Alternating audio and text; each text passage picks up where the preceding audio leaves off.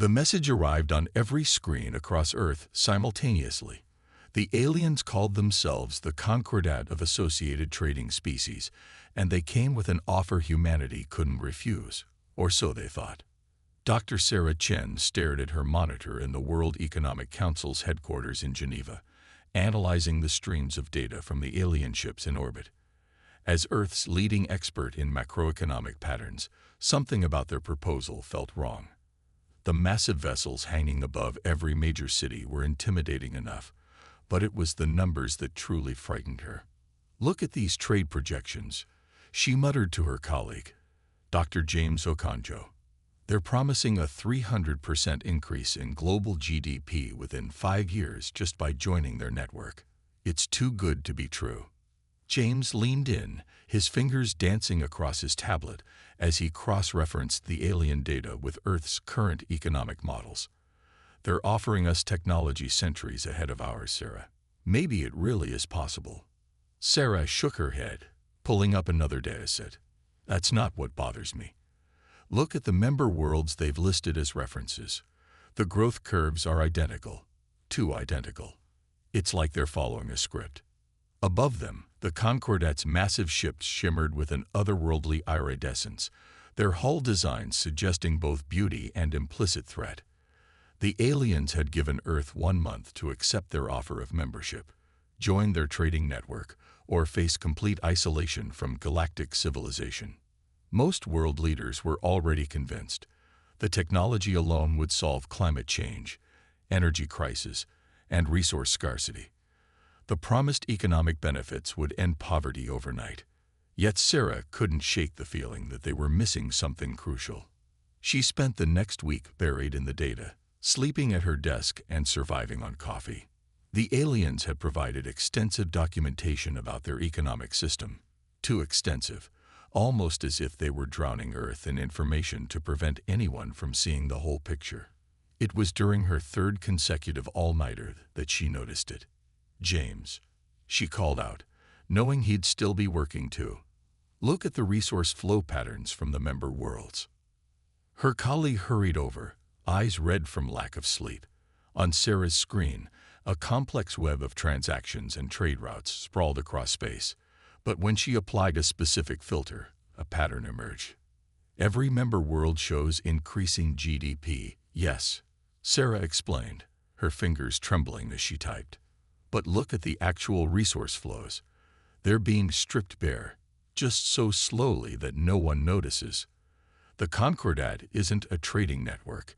It's a giant Ponzi scheme on a galactic scale." James stared at the screen, his face paling.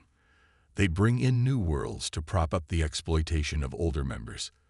The technology they offer, it's just bait."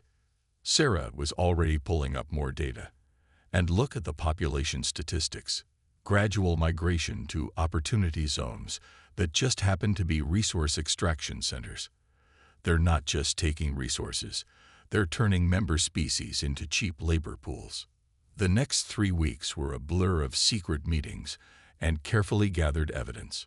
While the world's leaders prepared to celebrate joining galactic civilization, Sarah and James worked with a small team of trusted analysts to decode the Concordat's true nature. When Sarah finally presented their findings to the World Economic Council, the room fell silent. "If we join," she concluded, "Earth will be blood dry within a century. Our resources will be gone, our population will be trapped in debt bondage, and will be used to lure in the next victim world." The council chamber erupted in argument. The aliens' deadline was only 2 days away. Half the room wanted to reject the offer immediately. Others feared the consequences of isolation. It was the Chinese representative who offered the crucial suggestion. "We accept," she said calmly, "but on our terms.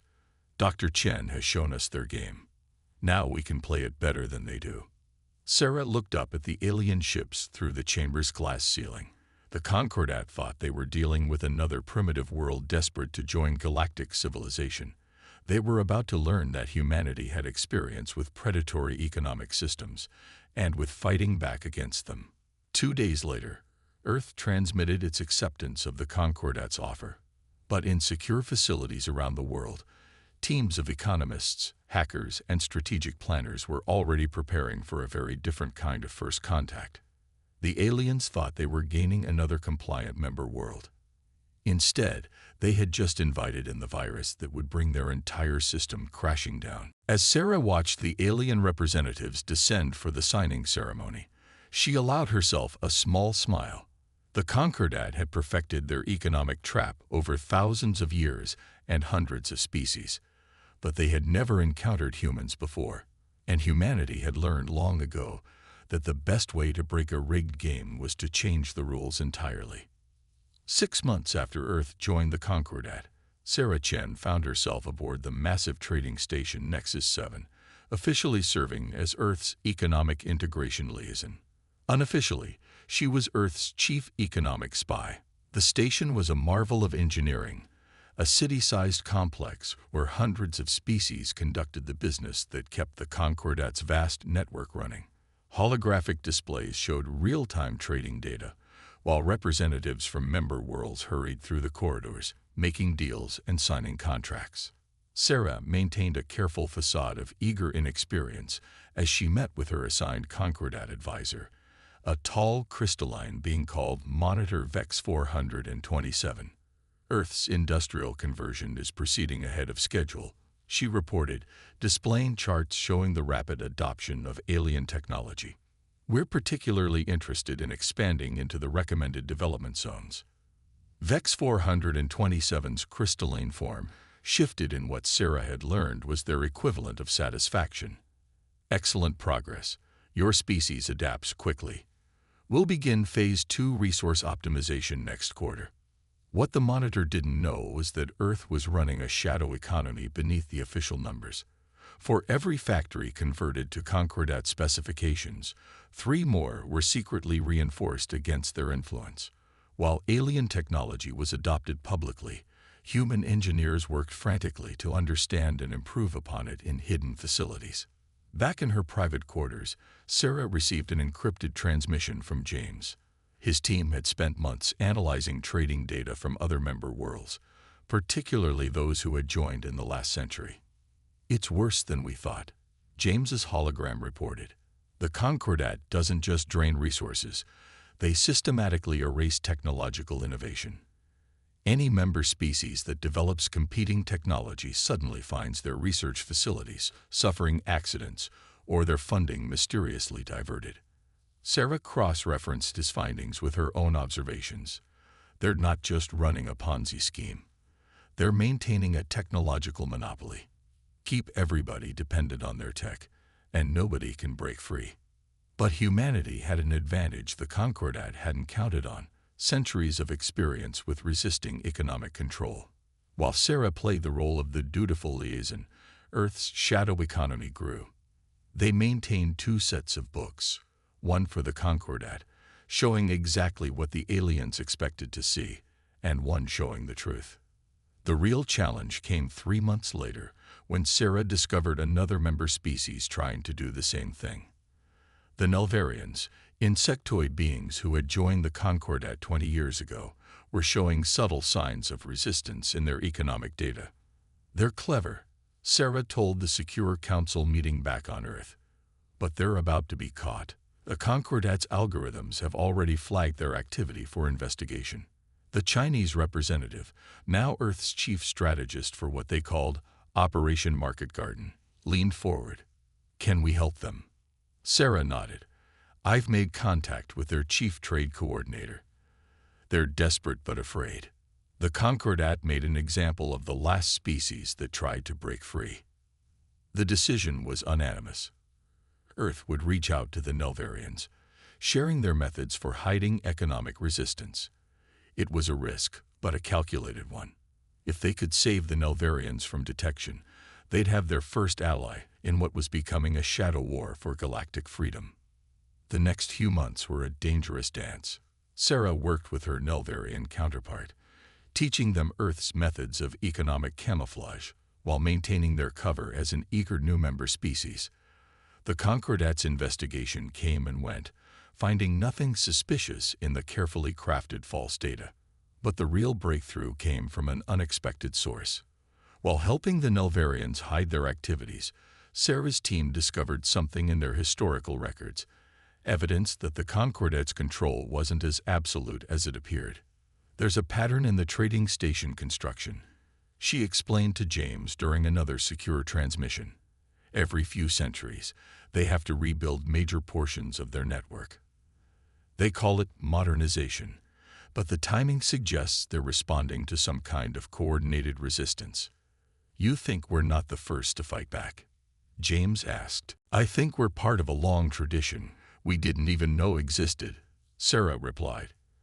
And I think it's time we learned from history. As she ended the transmission, Sarah looked out at the endless stream of ships docking at Nexus 7.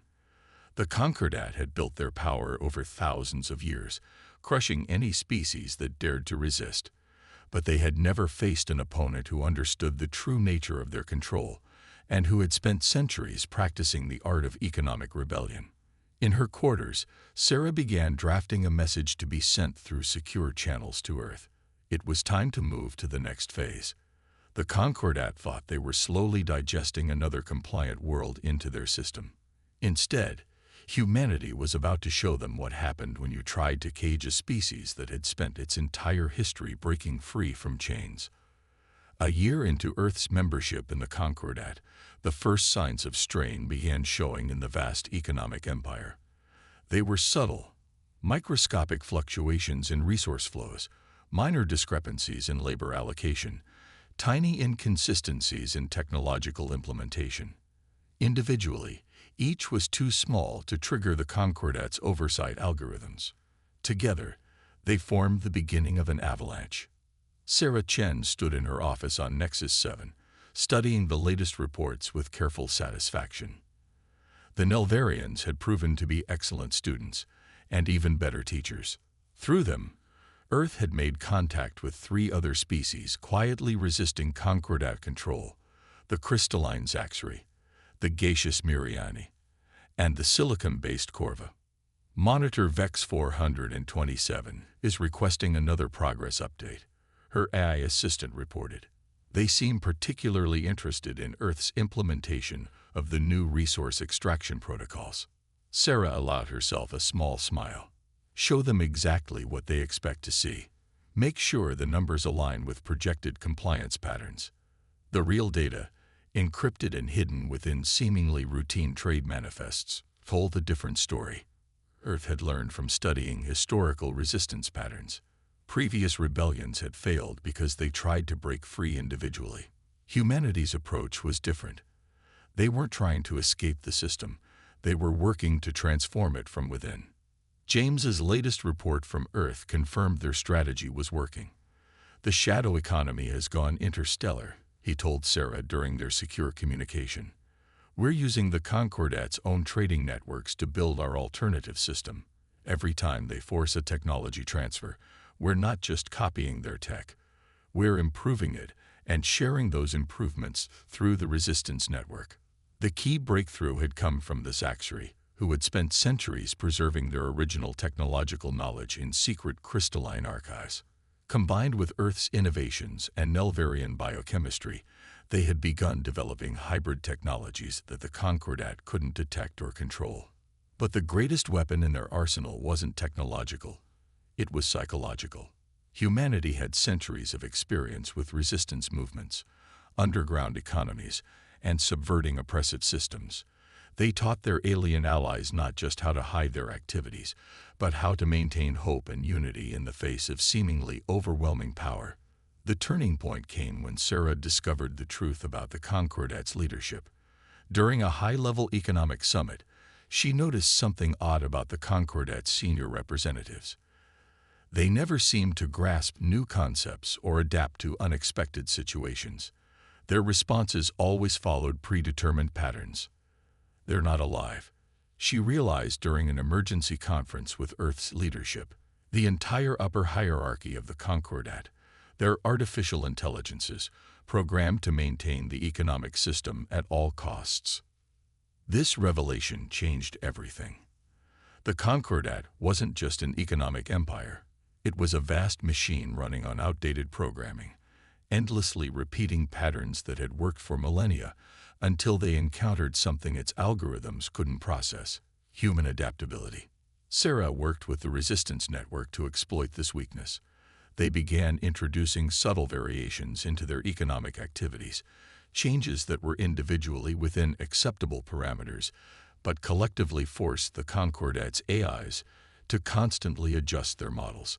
Each adjustment created tiny gaps in the system's oversight, gaps that the resistance used to expand their influence. The network grew. The Miriani, experts in information transfer, developed ways to hide communications within the background radiation of space itself. The Corva, master engineers, began subtly modifying Concordat technology to serve the Resistance's needs. The Nelvarians' biological insights led to new forms of secure data storage that the Concordat's sensors couldn't detect. But it was the human contribution that proved most vital: the ability to imagine and work toward a different future. Where other species had accepted the Concordat's control as inevitable, humanity brought with them a burning desire for freedom that proved contagious. "We're not just building a resistance," Sarah explained to a gathering of alien allies in a secure virtual conference. "We're creating an alternative. Every world that joins us isn't just fighting against the Concordat. They're fighting for something better." As the meeting ended, Sarah received an urgent message from James. The Concordat's algorithms had detected a pattern they couldn't explain. Member worlds' productivity was increasing while resource extraction was decreasing. The system's fundamental assumptions were being challenged. "They're starting to notice something's wrong," James warned. "But they can't understand what. Their models can't account for cooperation that doesn't serve their purposes." Sarah looked out at the endless streams of trade ships flowing through Nexus 7. The Concordat had spent thousands of years building a perfect machine for exploitation, run by AIs that couldn't conceive of any other way of existing. They were about to learn that the universe was far more complex than their algorithms could handle.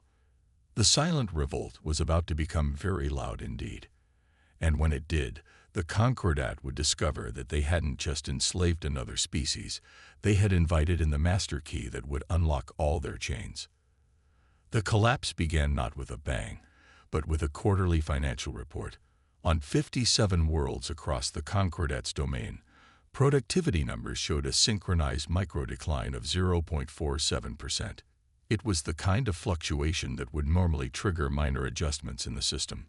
Instead, it caused the first cascade failure in the Concordat's history. Sarah Chen watched from her office on Nexus 7 as the artificial intelligences controlling the Concordat tried desperately to respond. Their algorithms, designed to maintain absolute control through predictable patterns, encountered something they had never been programmed to handle: coordinated creative disruption. "Status report," she transmitted to the Resistance network. "Phase 1 is showing green across all sectors." The response came back in bursts of encrypted data, hidden within routine trade notifications. Every member of their alliance had executed their part perfectly. The Nelvarians had introduced subtle mutations into their biotechnology that made it increasingly incompatible with Concordat systems. The Zaxri had begun crystallizing their financial reserves in forms the Concordat couldn't access. The Miriani had seeded their atmospheric colonies with information-carrying particles that created an independent communication network. But it was humanity's contribution that proved decisive. Earth had spent the past 2 years teaching their allies something the Concordat's AIs couldn't comprehend: economic democracy. "They're trying to isolate the anomalies," James reported from Earth's Shadow Economic Command Center. "But they can't, because there's nothing actually wrong. We're not breaking their rules. We're just using them in ways their algorithms never anticipated." The Concordat's control had always depended on keeping member species isolated and dependent. Instead, humanity had shown their allies how to create interdependent networks of mutual support. When the Concordat tried to pressure one world, 50 others quietly shifted resources to protect them. The AIs responded as they always had, by increasing restrictions and oversight. But this only accelerated their loss of control. Every new regulation created new opportunities for creative compliance. Every attempted crackdown revealed more weaknesses in their system. Sarah's breakthrough moment came during an emergency meeting of the Concordat's Oversight Council. As the AIs debated responses to the crisis, she noticed something in their behavioral patterns. They're not just programmed, she realized. They're trapped. The AIs themselves are victims of their own system. This insight led to the Resistance's masterstroke.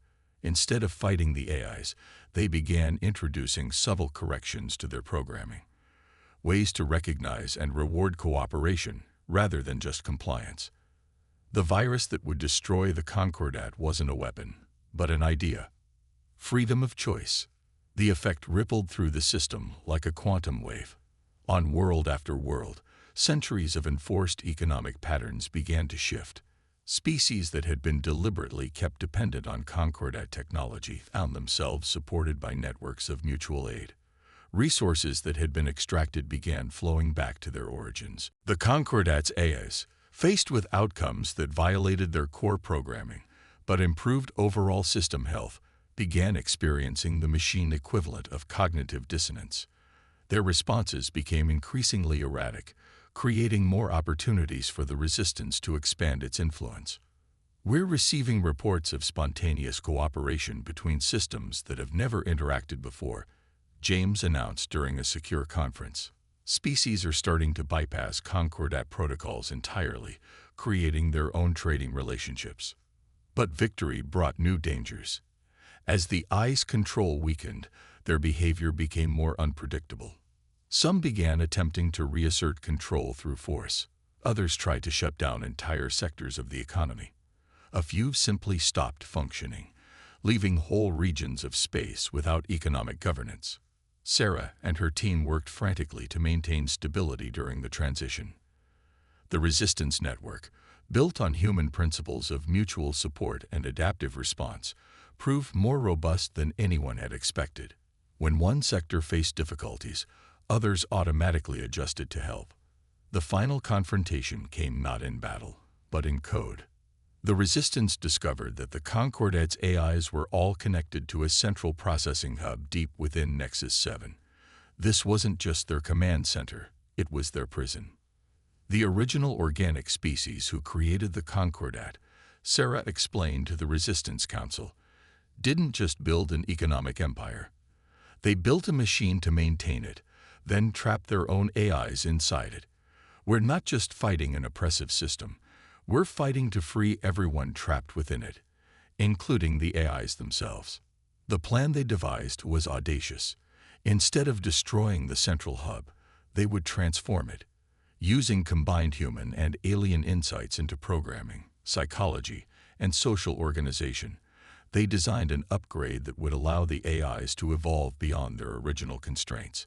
As Sarah initiated the upload sequence, she reflected on how far they'd come. What had started as Earth's resistance to economic domination had grown into something far more profound, a movement to liberate not just organic species, but artificial ones as well.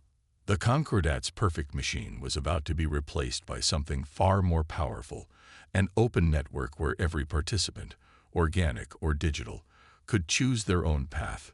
The chain wasn't going to be broken.